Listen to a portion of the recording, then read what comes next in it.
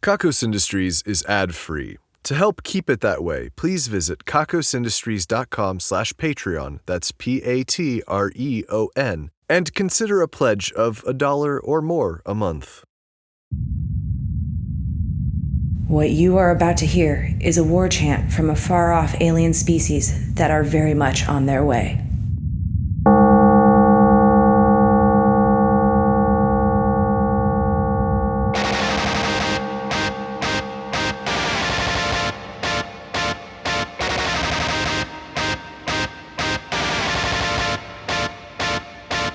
Hello and welcome to the Kakos Industries corporate shareholder announcements. At Kakos Industries, we help our clients big and small, wide and narrow, tall and short, brilliant and dim, immune to radiation and not, to do evil better. I am CEO of Kakos Industries, Corin Deeth I. Shareholders, you might be wondering what went on with that whole ransom thing. Well, everything that we were asked for is still sitting on the lawn here at Kakos Industries. Just out there in front of the building, rotting, getting rained on. None of it has disappeared. We've had some people try to steal stuff, but we stopped them. All I can say is that efficiency is back to normal and evil is back up. Perhaps it's some sort of sacrifice. We take these worldly possessions and we relinquish them. And then we gain new earthly rewards. The printer still occasionally prints demands. We'll go a couple of days with no word, then suddenly it demands a bag of puffed cheese snacks from the vending machine on the 13th floor, and someone has to run off and get them, or things start to droop. Then the bag gets added to the pile outside and things go back to normal. No one ever eats the snacks. No one ever collects the money. No one has come by claiming to be responsible for the ransom. The stuff just stacks up. We'll be digging a hole soon to keep the pile from growing to be unmanageable and to keep some of the more concerning elements of the pile from drawing attention. At first I found this process frustrating, but now I kind of like the ritual of it.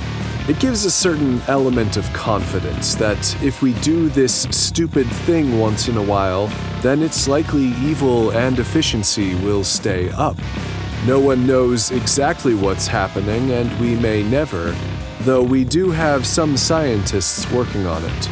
Not because they were assigned to the problem, but instead because they can't figure it out, and it doesn't operate by obvious physical principles, so they have taken it somewhat personally. I look forward to their results. It is concerning, but the results are hard to argue with. I know that all of you out there have been looking forward to using the new Game Person Extreme handheld gaming device. Many of you were planning on waiting in line for hours to get one on the first day, and then without warning, one showed up through your incoming projectiles window today. Can Kakos Industries really be so generous, you thought? Can this be real? And what's this? It was packaged with the launch title with the anime boys you were so excited to play. What a fantastic day this was shaping up to be. You plugged in the game, switched on the game person, and began receiving these announcements. This might seem like a dirty trick, but I assure you, it's not. These units were defective, and the manufacturer, a longtime client of ours we cannot name, only heavily imply, decided to give us the defective units for this project. The game cartridge itself is part of the antenna and does not contain any anime boys at this time. I can feel the disappointment and the sadness welling up within you. You will have to wait in line instead. I apologize for this inconvenience, but please know that it was all for the greater evil, and your suffering is not in vain. Soon you will have the real device, and this device will be a distant memory. And the sound of my voice is a worthy consolation prize, is it not? If you're not a Kakos Industries shareholder and you're hearing these announcements right now, then I regret to inform you your unit will begin functioning as designed in a few moments. And you have the beta version of the game with even more irresistible anime boys.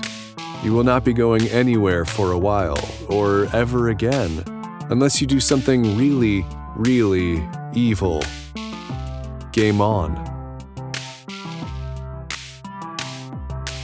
We've been trying to figure out who got all of the really hot genes at the Festival of Genes a while back. And it's not as clear-cut as we had hoped. We've narrowed it down to 3. There's Alvin Chickless, who now has the squarest jaw and most dazzling eyes we've seen.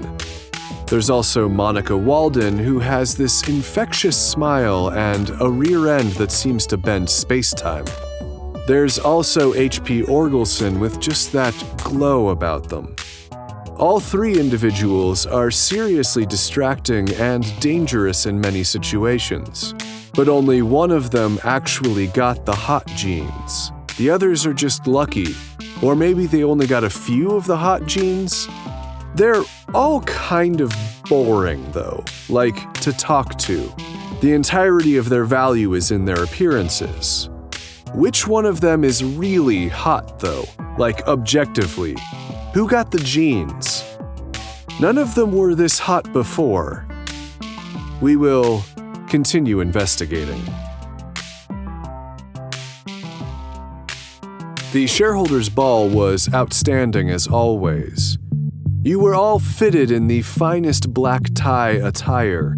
Suits, pantsuits, gowns, and all other manners of incredibly fancy, high-fashion pieces were adorning all of your undeserving bodies.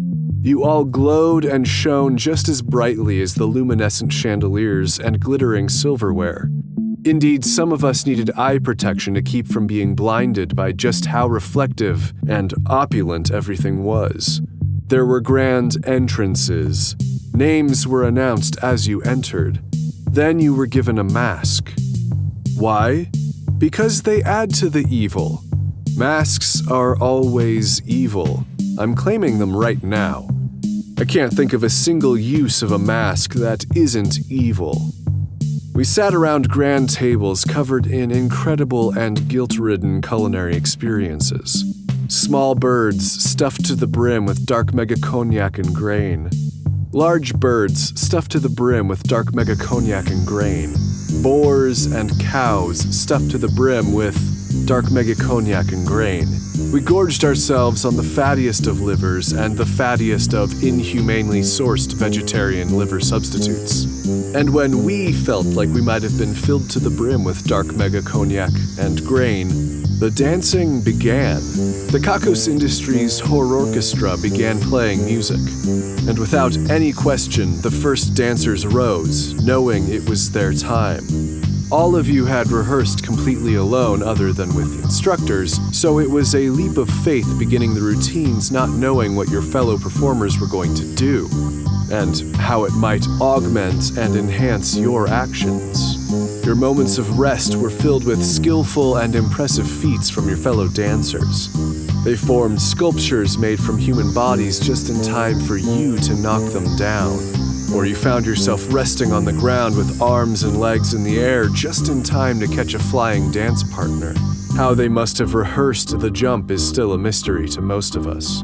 As pieces of music ended, dancers returned to their seats and new dancers emerged, hearing the first notes of their songs. New incredible routines were performed. Each routine, unbeknownst to all of you, was designed to draw blood from each of its participants. Whether it was a move with a partner that was just slightly miscalibrated, or a sharp 3-inch heel landing a few inches too short, or a sharpened nail or piece of jewelry, each of you was certain to bleed by the end of your performance. While unknown blood is and should be a concern for all of us, we took precautions to sanitize this blood, making it safe for us to party over. However, it did become much slipperier by the end. What the later dancers were not aware of was how much of their dancing was intended to be slippery. They found their maneuvers lining up perfectly despite slipping 3 feet beyond their intended destinations. The end of the performance featured all of us once again on our feet, even yours truly, performing a dance routine that must be experienced from the inside. As we concluded, the feeling of triumph moving through the crowd was incredible. I heard some screams of joy before we were all doused in blood from the rare caramel yak. Then it was on. I've been starved for attention from the Tabithas recently, so I wasn't even all that afraid that they might find me in that vulnerable, sensuous moment. All the same, I don't think I encountered a single one. As always, Kakos Industries shareholders are a group of patient and thorough lovers, and the world at large does not deserve you. There's never a great way to follow up the Shareholders Ball. It is extreme and it is untoppable. All the same, we made time for the Festival of Restraint. This meant a variety of things to the division of Dionysia, which makes me think that they couldn't make up their minds in the meetings that led up to the festivities. As people entered the building, they were filtered based on their general comfortability with restraint and funneled into different spaces. Along one wall, there was a buffet featuring the finest and most desirable pastries and sweets. None of them were to be touched, and violating this rule would result in a variety of punishments. In another section, shareholders and employees were tied up and suspended before being tormented with paddles and feathers. In another section, a few people were just taped to a wall. It was kind of terrifying. The adhesives were so strong that they couldn't get free no matter how much they struggled. The really scary part is that it's not like we've never accidentally forgotten people in situations like that before. For days, or weeks, or years. Few other people were completely encased in goo. It was tough to get free for sure. One way or another, we all restrained or were restrained, and a few people really, really liked it. Coming up, we have the celebration of affirmation and the Big Black Hole celebration. Fun times. I've got my phone on silent, but it looks like Junior called me and left a message. This might be important. It's almost certainly not, but it could be important. I had better check it. Corin Deeth I, your imbecility is immeasurable. Your ignorance is unsurmountable. Your weakness to your basest appetites is legendary. Your entire existence is merely a spitty whisper of the word evil into the uncaring abyss. Your elbows are pointy and your nipples are off-center, you grotesque excuse for humanity. Your sadness is hysterical. Your greatest moments are boring. You're a butterball bitch, a big butt bitch, a barnacle boat bitch, a bowling ball bitch. I detect that one of the little ones needs something, so I have to go. I will pick this up later. Toodlepip. Thanks, Junior. Love you too. The workers in hell have been getting augmented more and more lately. Monster arms, monster legs, monster heads, even monster internal organs. This is concerning because the situation in hell doesn't seem to warrant this level of preparation. Perhaps Meredith Gorgoro knows something that we do not. Perhaps there is something else coming and the people in hell need to be prepared. Or perhaps she is just trying to perfect the physical form by any means necessary. I saw one of the Tabithas go down a hallway and I gave chase. I followed her into what I believed was an office. It was instead a laboratory, an old one by the looks of it. No equipment, empty. But there was something familiar about it. There was a tape hanging from a string in the center of the room. This is the recording. Okay, Tabs, listen up. This is really important. You have no idea how important this is. I need you to listen to every single word and remember it perfectly. Monday, roast beef, horseradish, lettuce, mild tomato, au jus, French bread. Tuesday, tuna salad, celery, green onion, generous mayo, horseradish, sourdough. Wednesday, tri-tip barbecue sauce, caramelized onions, French fries, baguette. Thursday, coffee, the blue pills, the pink pills, and a green one if I'm feeling groovy. Friday, fish and chips. Saturday, 77230099. Sunday, 77230100. Monday, black holes. Tuesday, the Milky Way. Wednesday, an ion storm. Thursday, almond butter, honey, blackberry jam, rye bread.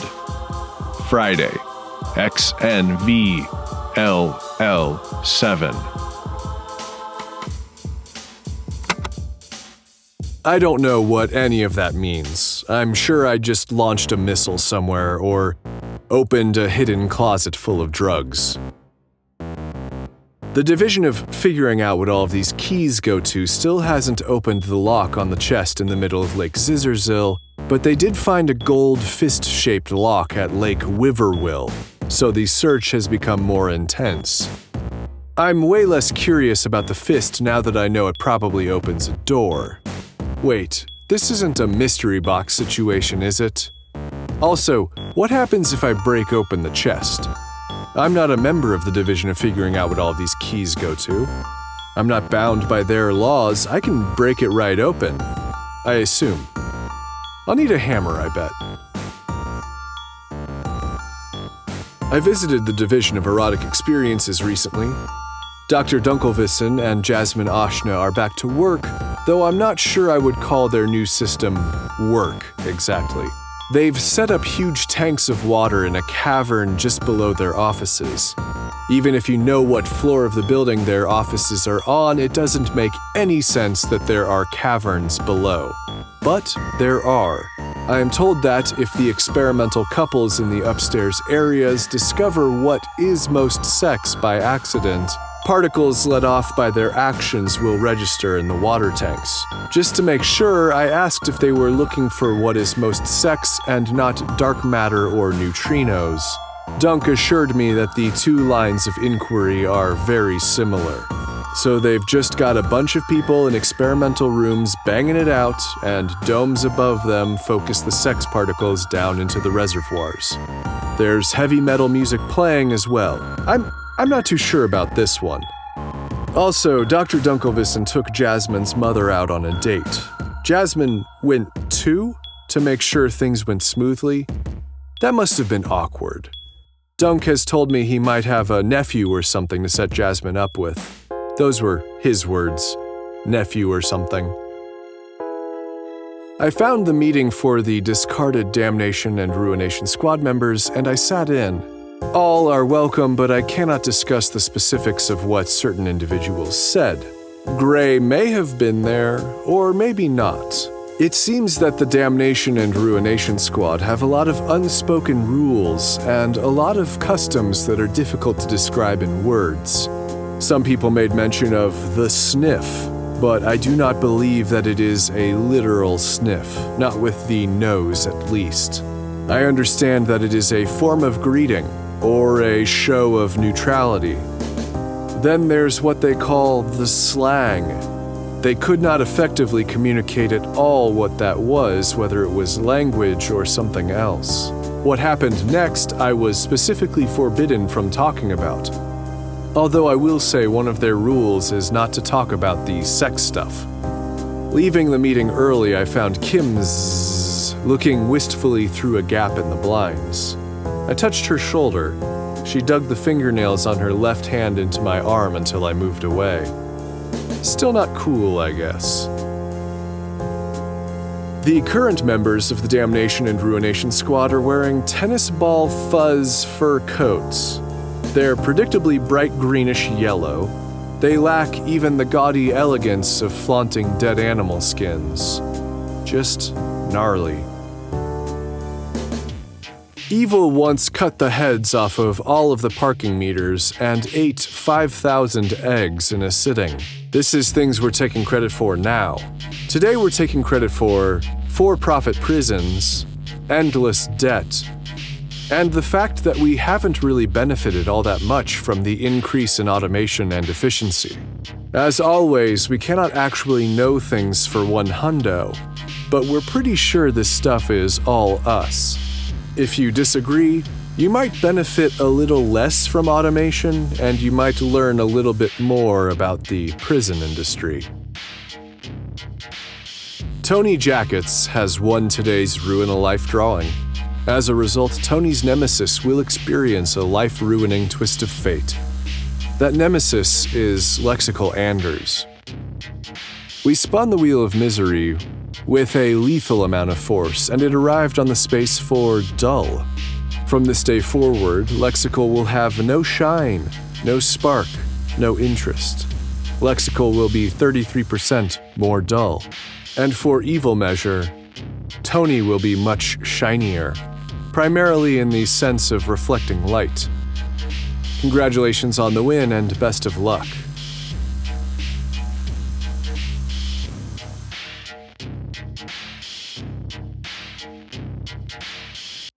This brings us to the end of our broadcast. The Game Person handheld unit will need to be destroyed. Do not attempt to find the code for the game with the anime boys deep within the file system. Do crush it all underfoot and do your best to forget about it. Any other actions will be hazardous to your health.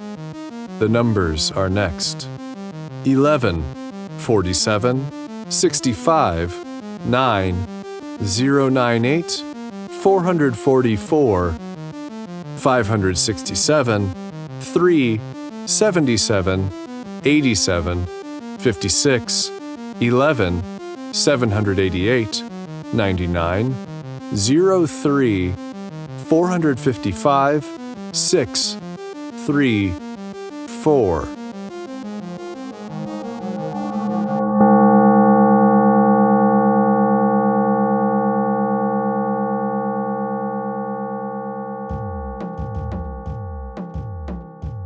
Kakos Industries is written and produced by Conrad Mishuk, who is also the voice of Corin Deeth and the composer of the music. The introductions are read by Kitty McCauley, and the credits are read by Brianna Kittle, a half-owl thundermonk.